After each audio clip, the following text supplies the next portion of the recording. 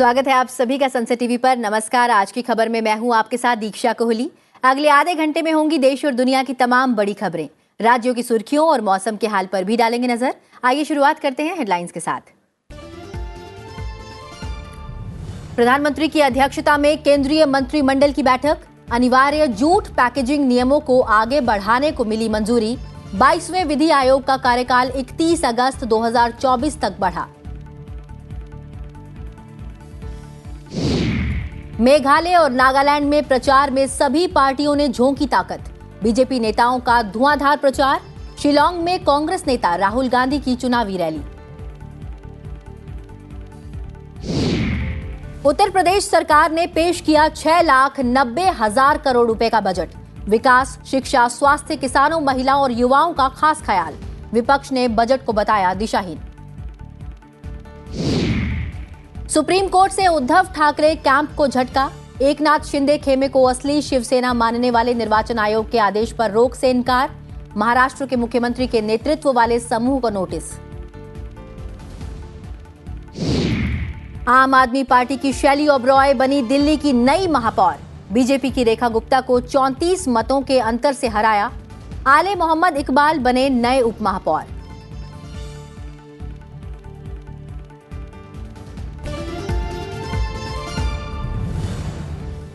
और अब खबरें विस्तार से। प्रधानमंत्री नरेंद्र मोदी की अध्यक्षता में आज हुई केंद्रीय मंत्रिमंडल की बैठक में कई अहम फैसलों को मंजूरी दी गई। सरकार ने पैकेजिंग में जूट के अनिवार्य उपयोग के नियमों को आगे बढ़ाने की मंजूरी दे दी है। इन नियमों के तहत खाद्यान्न की 100% और चीनी की 20% पैकिंग जूट बैग में करना अनिवार्य है। इन नियमों को मंजूरी से जूट मिलों और अन्य संबद्ध इकाइयों में कार्यरत 3.7 लाख श्रमिकों को बड़ी राहत मिलेगी। केंद्रीय मंत्रिमंडल ने भारत के 22वें विधि आयोग के कार्यकाल को 31 अगस्त 2024 तक बढ़ाने की स्वीकृति दे दी है। वर्तमान 22वें विधि आयोग का कार्यकाल इस महीने की 20 तारीख को समाप्त हो गया है।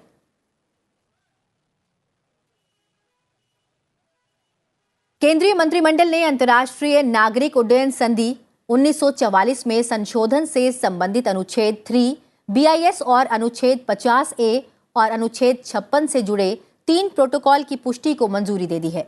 प्रधानमंत्री नरेंद्र मोदी की अध्यक्षता में केंद्रीय मंत्रिमंडल ने भारत और गुयाना के बीच हवाई सेवा समझौते पर हस्ताक्षर को मंजूरी दी है।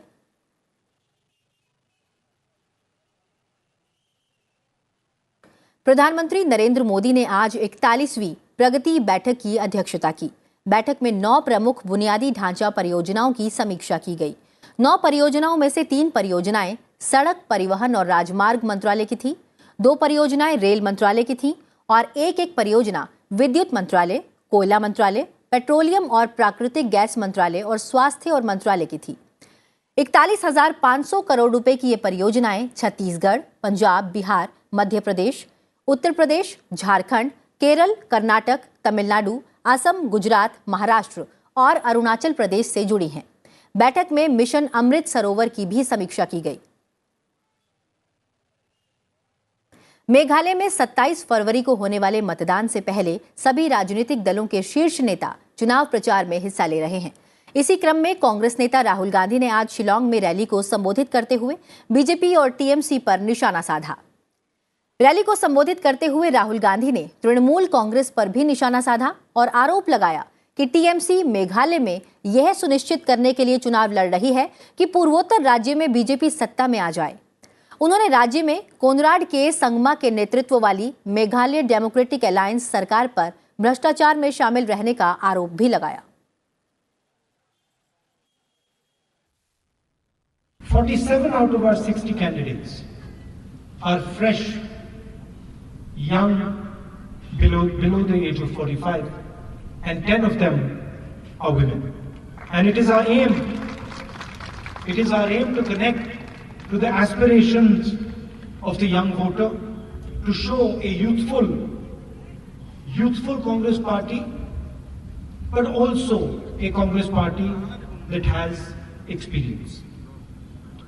And we are talking about providing Meghalaya with an inclusive vision that will take all members of Meghalaya's society forward together. There are 5 major commitments that we're making.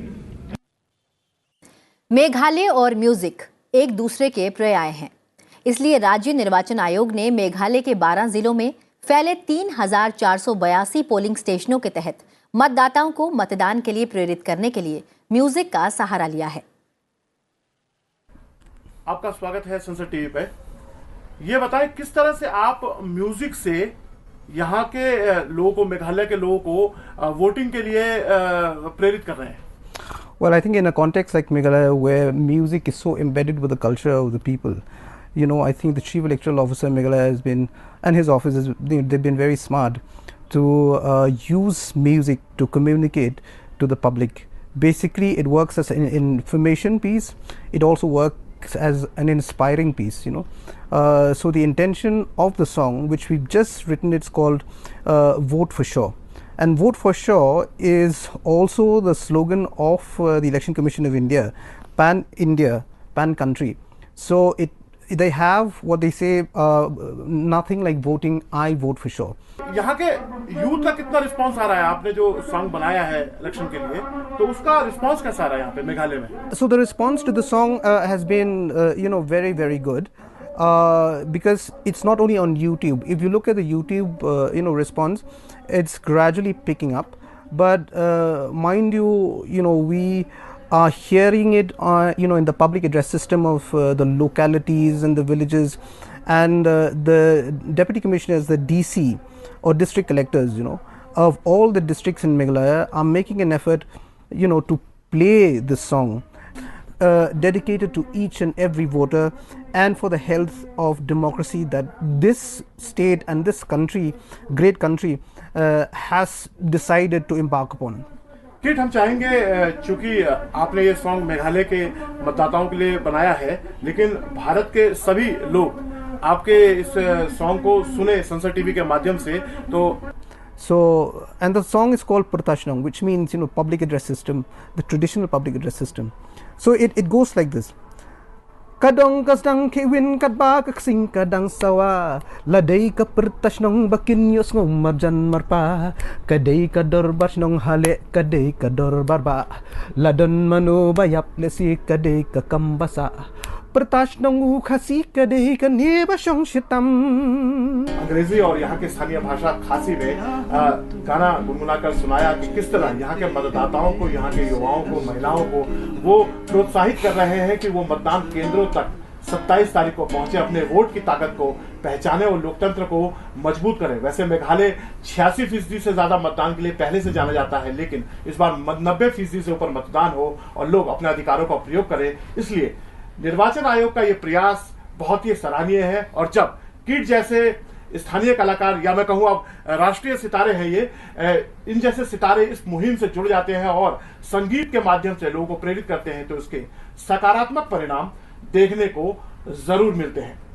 Shillong से मैं सूरज मोहन झा, कैमरामैन महावीर सिंह के साथ। और मेघालय से अब रुख करते हैं नागालैंड की ओर। नागालैंड विधानसभा के लिए 27 फरवरी को होने वाले मतदान के लिए इलेक्शन कमीशन ने पूरी तैयारियां की हैं। संसद टीवी संवाददाता पवन कुमार शर्मा ने नागालैंड के मुख्य चुनाव अधिकारी वी शशांक शेखर से बातचीत की। कोहिमा में, और हमारे साथ हैं नागालैंड के chief electoral officer V Shashank Shekhar ji. Shashank Shekhar ji, Sansad TV में आपका बहुत बहुत स्वागत है। बड़ी जिम्मेदारी रहती है इलेक्शन कमीशन पे कि जो चुनाव है वो अच्छे से हो। आपने जो कहा, इलेक्शन तो डेमोक्रेसी में एक सबसे इम्पोर्टेंट ही कह सकते हैं एक प्रक्रिया है, तो उसके लिए हम लोगों ने काफी पहले से तैयारियां शुरू कर दी हैं चुनाव आयोग के साथ।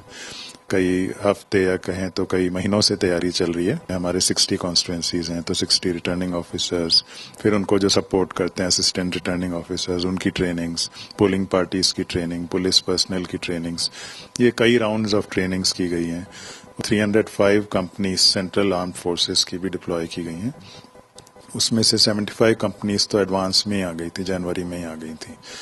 और साथ ही साथ इलेक्शन को फ्री एंड फेयर रखने के लिए काफी स्टेप्स लिए गए हैं। अवेयरनेस प्रोग्राम्स के तौर पे भी हमने जो स्वीप प्रोग्राम है कमीशन का, जिसके जरिए वोटर्स को भी अवेयर किया जाता है एक फ्री एंड फेयर इलेक्शन के लिए, तो एक अच्छी चीज जो हमने इस बार देखी। कुछ विलेज काउंसिल्स ने अपनी तरफ से रेजोल्यूशंस पास किए कि हम कोई भी मैल प्रैक्टिस अपने विलेज में होने नहीं देंगे, किसी तरह का प्रलोभन वोटर्स को देने की कोशिश हो उसको स्टॉप करेंगे। यंग वोटर्स के लिए भी हमने स्पेशल प्रोग्राम्स रखे हैं अभी। तो इस तरह मल्टी डायमेंशनल सारी तरफ से कोशिशें की गई हैं और हमारा यही उम्मीद है कि पूरा इलेक्शन प्रोसेस बहुत स्मूथली और फ्री एंड फेयर तरीके से होगा। बहुत सारे इनिशिएटिव चुनाव आयोग की तरफ से लिए गए हैं। सुरक्षा के भी बिल्कुल अच्छे इंतजाम हैं, पुख्ता इंतजाम हैं।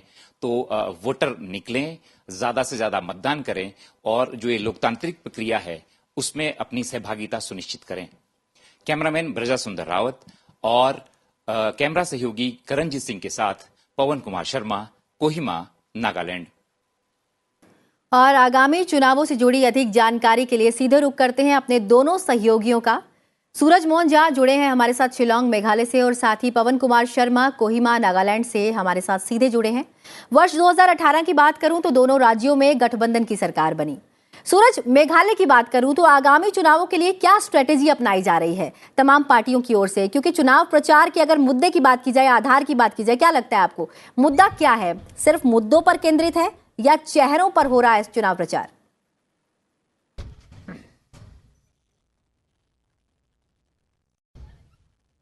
दीक्षा, मुद्दों पर भी चुनाव लड़ा जा रहा है और चेहरों पर भी ये चुनाव लड़ा जा रहा है, लेकिन अब यहाँ की स्थानीय पहचान एक बड़ा मुद्दा हो गया है। जैसा आपने बताया 2018 में एक हंग असेंबली, एक हंग जो मैंडेट आया था, वो पिछले 6 बार से मेघालय में ऐसा ही हो रहा है, किसी एक पार्टी को स्पष्ट बहुमत नहीं मिल रहा है।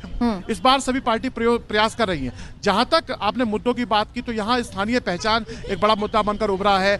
पिछले 13 सालों से यहाँ पर गारो हिल से ही मुख्यमंत्री बन रहे हैं। ये एक बड़ा मुद्दा खासी और जयंतिया हिल में बन गया है और इसलिए एनपीपी, जो कि इस समय रूलिंग पार्टी है, कर्नाटक संघमा मुख्यमंत्री है सिटिंग, उनको पार्टी को कहना पड़ा है मीडिया के सामने सब आके कि अभी तक हमने मुख्यमंत्री का चेहरा घोषित नहीं किया है। मुख्यमंत्री खासी, गारो, जयंतिया कहीं से भी हो सकता है, वो मेघालय से होगा। तो कहीं ना कहीं वो स्थानीय राजनीति के इस पहचान की राजनीति में फंस चुके हैं। वही जो यूडीपी है वो चूंकि खासी समुदाय को रिप्रेजेंट करने वाली एक पार्टी मानी जाती है और लिंगडो जो उसके नेता है वो यहाँ के बड़े नेता माने जाते हैं, वो खासी पहचान की राजनीति कर रहे हैं। भारतीय जनता पार्टी की तरफ से गृह मंत्री अमित शाह ने कल फोन पे जब शिलोंग के रैली को संबोधित किया, उन्होंने गैर ट्राइबल लोगों को बीते दिनों जो यहाँ पर दंगे हुए थे उससे कहा है कि जब भारतीय जनता पार्टी की सरकार बनेगी तो जो गैर आदिवासी लोग हैं उनको सुरक्षा की जाएगी। तो कहीं ना कहीं 20% जो गैर आदिवासी हैं उनको लुभाने की कोशिश की जा रही है। साथ में भारतीय जनता पार्टी ने भी खासी और गारो हिल्स में अच्छे उम्मीदवार, पढ़े लिखे उम्मीदवार उतारे हैं। तो ये अपने आप में एक मुद्दों के साथ साथ एक तरह से पहचान की राजनीति भी यहाँ हो रही है। मुद्दों के साथ साथ चेहरे भी जुड़ रहे हैं। जी, मैं रुक करूंगी नागालैंड का। बिल्कुल सूरज, जैसा कि आपने बताया कि मुद्दे के साथ साथ चेहरे भी यहाँ पर काम कर रहे हैं, आधार हैं। मैं अगर नागालैंड की बात करूं तो पवन, आप लगातार लोगों के बीच जा रहे हैं, आप जान रहे हैं क्या है जनता का मूड, क्या कहता है इस बार नागालैंड का चुनावी गणित?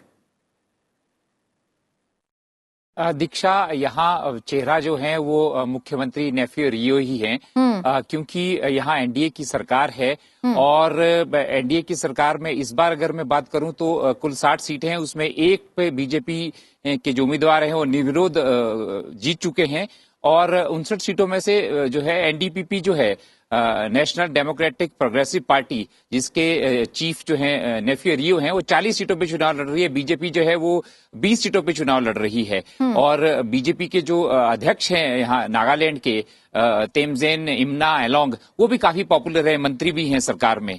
तो सबसे बड़ी चुनौती तो एनडीए सरकार के सामने मिशन रिपीट की है और इसके लिए पूरा प्रयास किया जा रहा है। आला कमान नेता, जो केंद्र के नेता, चाहे गृह मंत्री हो, वो दो दिन यहाँ रह चुके हैं। 24 तारीख को प्रधानमंत्री यहाँ पे आ रहे हैं, यहाँ पे बड़ी रैली को संबोधित करेंगे जिसमें कि मुख्यमंत्री नेफ्यू रियो भी रहेंगे। दूसरी ओर अगर मैं विपक्ष की बात करूं, जैसा हम सभी जानते हैं कि 2022 में जो नागा पीपल्स फ्रंट था, जेलियांग के नेतृत्व में 21 विधायक जो है वो शामिल हो गया था एनडीपीपी में।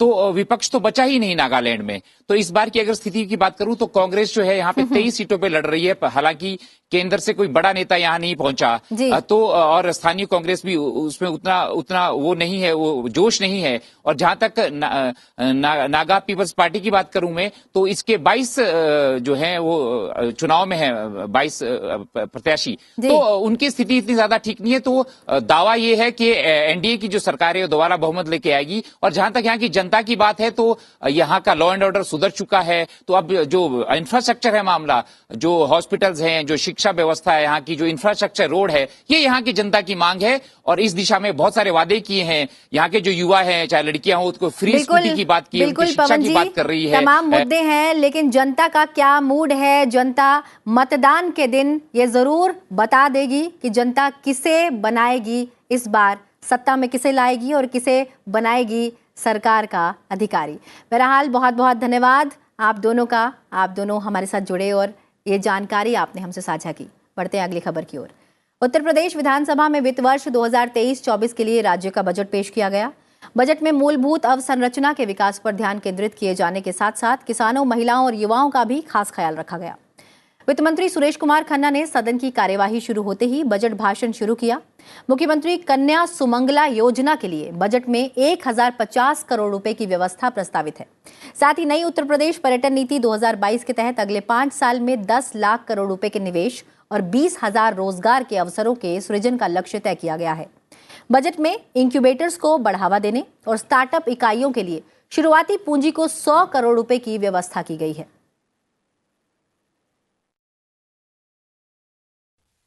मेरे सहयोगी वित्त मंत्री खन्ना जी ने उत्तर प्रदेश की 25 करोड़ आबादी की विकास के लिए, उनके कल्याण के लिए जो बजट आज प्रस्तुत किया है, यह बजट उत्तर प्रदेश के त्वरित, सर्वसमावेशी और समग्र विकास के साथ साथ आत्मनिर्भर भारत की तर्ज पर आत्मनिर्भर उत्तर प्रदेश की नींव को प्रस्तुत करने वाला बजट है। दिशाहीन बजट दिखाई देता है और आज के जो समस्या हैं, न आज की समस्याओं का समाधान और न भविष्य के किसी फैसले को आगे ले जाने का कोई रास्ता दिखता है।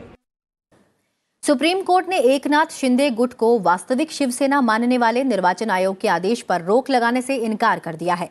साथ ही महाराष्ट्र के मुख्यमंत्री के नेतृत्व वाले समूह को नोटिस भी जारी किया है। पीठ ने महाराष्ट्र के मुख्यमंत्री शिंदे के नेतृत्व वाले धड़े से जवाब मांगा है। पीठ ने नोटिस जारी किया है, लेकिन शिंदे खेमे को असली शिवसेना मानने वाले निर्वाचन आयोग के फैसले पर रोक लगाने से इनकार करते हुए कहा कि यह दूसरे पक्ष को सुने बिना नहीं किया जा सकता है। हाल ही एकनाथ शिंदे के नेतृत्व वाले धड़े को वास्तविक शिवसेना के रूप में मान्यता देने के अलावा निर्वाचन आयोग ने उसे पार्टी के मूल धनुष एवं तीर चुनाव चिन्ह आवंटित करने का भी आदेश दिया था। दिल्ली के महापौर चुनाव में आम आदमी पार्टी की शैली ओबरॉय ने बीजेपी की रेखा गुप्ता को 34 मतों के अंतर से हरा दिया। शैली ओबरॉय को 150 मत मिले, जबकि रेखा गुप्ता को कुल 266 मतों में से 116 मत मिले। मतदान सिविक सेंटर में हुआ। दिल्ली के नगर निगम में उप महापौर के लिए हुए चुनाव में आम आदमी पार्टी के आले मोहम्मद इकबाल ने भारतीय जनता पार्टी के कमल बागड़ी को 31 मतों से पराजित किया। पिछले हफ्ते दिल्ली के उपराज्यपाल वीके सक्सेना ने शीर्ष अदालत के आदेश के बाद महापौर का चुनाव कराने के लिए दिल्ली नगर निगम सदन की बैठक बुलाने के लिए अपनी मंजूरी दी थी। आज दिल्ली की जनता को मेयर और डिप्टी मेयर मिला, तो दिल्ली की जनता को बहुत बहुत बधाई। आज ये साबित हो गया कि दिल्ली की जनता जीत गई है, सच्चाई की जीत हुई है। ये आम आदमी पार्टी की जीत नहीं है, ये दिल्ली की जनता की जीत है, लोकतंत्र की जीत है, संविधान की जीत है। केंद्र सरकार ने कथित तौर पर खुफिया राजनीतिक जानकारी जुटाने से संबंधित मामले में सीबीआई को दिल्ली के उप मुख्यमंत्री मनीष सिसोदिया के खिलाफ मुकदमा चलाने की मंजूरी दे दी, जिससे उनके लिए एक नई मुसीबत खड़ी हो गई। दिल्ली के उपराज्यपाल के प्रधान सचिव को भेजे गए पत्र में केंद्रीय गृह मंत्रालय ने कहा है कि सिसोदिया के खिलाफ भ्रष्टाचार निरोधक अधिनियम 1988 की धारा 17 के तहत मुकदमा चलाने की मंजूरी दी जाती है। मनीष सिसोदिया पहले से ही 2021-22 की दिल्ली आबकारी नीति में शराब व्यापारियों को फायदा पहुंचाने के आरोप में मुकदमे का सामना कर रहे हैं। उन्हें 26 फरवरी को सीबीआई के सामने पेश होना है। और अब नजर डालते हैं कुछ और प्रमुख समाचारों पर। प्रधानमंत्री नरेंद्र मोदी ने संसद रत्न सम्मान 2023 के लिए नामित सांसदों को बधाई दी है। सांसद अधीर रंजन चौधरी, मनोज झा, जॉन ब्रिटास सहित 13 सांसदों को संसद रत्न सम्मान 2023 के लिए नामित किया गया है।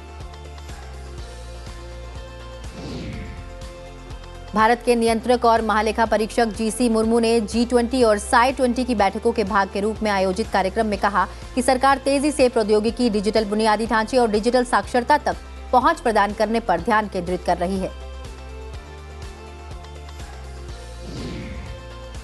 भारत और चीन के बीच सीमा विवाद को हल करने के लिए बनी WMCC की बैठक में दोनों देशों के बीच वास्तविक नियंत्रण रेखा को पुनर्बहाल करने पर बात हुई है। विदेश मंत्रालय के प्रवक्ता अरिंदम बागची ने कहा है कि इससे नियंत्रण रेखा पर शांति स्थापित करने में मदद मिलेगी और आपसी संबंधों में सुधार को भी बल मिलेगा। शिक्षा मंत्रालय ने सभी राज्यों और केंद्र शासित प्रदेशों को पहली कक्षा में प्रवेश के लिए आयु को एक समान 6+ वर्ष रखने को कहा है। IMF ने कहा है कि भारत विश्व अर्थव्यवस्था में तुलनात्मक रूप से आकर्षक स्थल बना हुआ है। भारत 2023 में वैश्विक अर्थव्यवस्था की वृद्धि में अकेले 15% का योगदान देगा। नेशनल स्टॉक एक्सचेंज ने ब्याज दर डेरिवेटिव अनुबंधों के कारोबार का समय बढ़ाकर शाम 5 बजे तक करने का निर्णय लिया है। यह निर्णय बृहस्पतिवार से प्रभाव में आएगा। अमेरिका के न्यूयॉर्क से 290 से अधिक यात्रियों को लेकर दिल्ली आ रहे एयर इंडिया के विमान के एक इंजन से तेल रिसने के बाद उसे आपात स्थिति में स्वीडन की राजधानी स्टॉकहोम में उतार लिया गया। DGCA इस मामले की जांच करेगा। उद्यमी विवेक रामास्वामी ने 2024 में होने वाले राष्ट्रपति चुनाव में पार्टी का उम्मीदवार बनने की दौड़ में शामिल होने की घोषणा की है। इसके साथ ही वे निकी हेली के बाद रिपब्लिकन पार्टी का उम्मीदवार बनने की दौड़ में शामिल दूसरे भारतीय अमेरिकी नेता बन गए हैं। भारत के रविचंद्रन अश्विन आज जारी ताजा ICC पुरुष टेस्ट रैंकिंग में एक पायदान के फायदे से दूसरे स्थान पर पहुंच गए हैं, जबकि रविंद्र जडेजा 7 पायदान के लाभ से शीर्ष 10 गेंदबाजों में शामिल हो गए हैं। भारतीय ग्रैंड मास्टर विदित गुजराती ने प्रो शतरंज लीग के मैच में नॉर्वे के मौजूदा विश्व चैंपियन मैग्नस कार्लसन को हराकर उलटफेर किया है। ये कार्लसन पर उनकी पहली जीत है।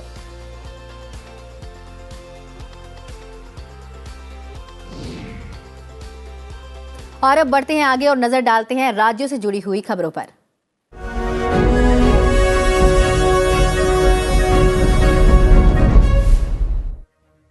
दिल्ली में बीजेपी अध्यक्ष जेपी नड्डा आज Modi shaping a global order in flux पुस्तक के लोकार्पण समारोह में शामिल हुए। उन्होंने कहा कि प्रधानमंत्री नरेंद्र मोदी के देश की कमान संभालने के बाद दुनिया भर में भारत की छवि बदली है।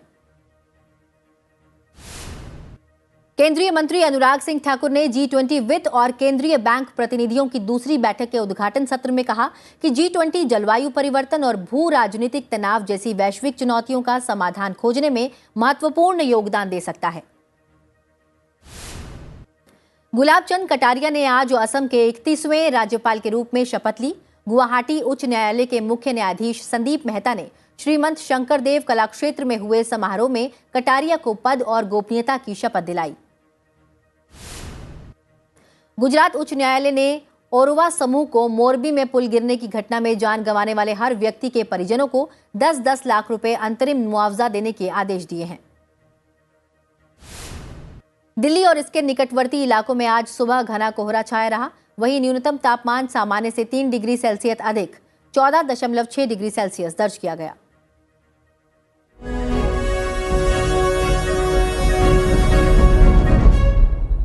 भारत और इजरायल मुक्त व्यापार समझौते को अंतिम रूप देने के इच्छुक हैं, क्योंकि इससे द्विपक्षीय व्यापार संबंधों को और आगे ले जाया जा सकता है।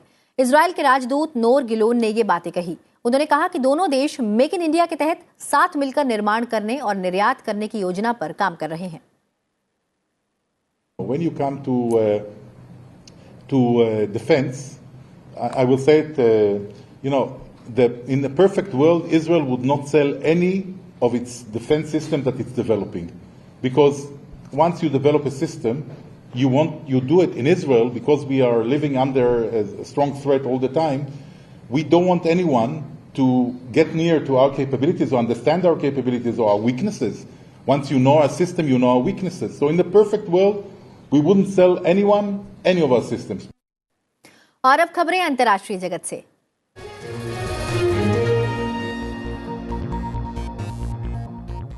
यूक्रेन पर रूस के जारी हमलों के लगभग 1 साल होने के मद्देनजर अमेरिका के राष्ट्रपति जो बाइडेन ने कहा है कि भले ही कुछ भी हो जाए, अमेरिका और उसके सहयोगी यूक्रेन वासियों की मदद करने से पीछे नहीं हटेंगे। यूक्रेन का अचानक दौरा करने के एक दिन बाद जो बाइडेन ने पोलैंड में अपने संबोधन के दौरान पिछले 1 साल में किए गए प्रयासों के लिए यूरोप में अपने सहयोगियों की प्रशंसा की और रूस के राष्ट्रपति व्लादिमीर पुतिन को कड़े शब्दों में स्पष्ट संदेश दिया कि नाटो विभाजित नहीं होगा और हम थकेंगे नहीं।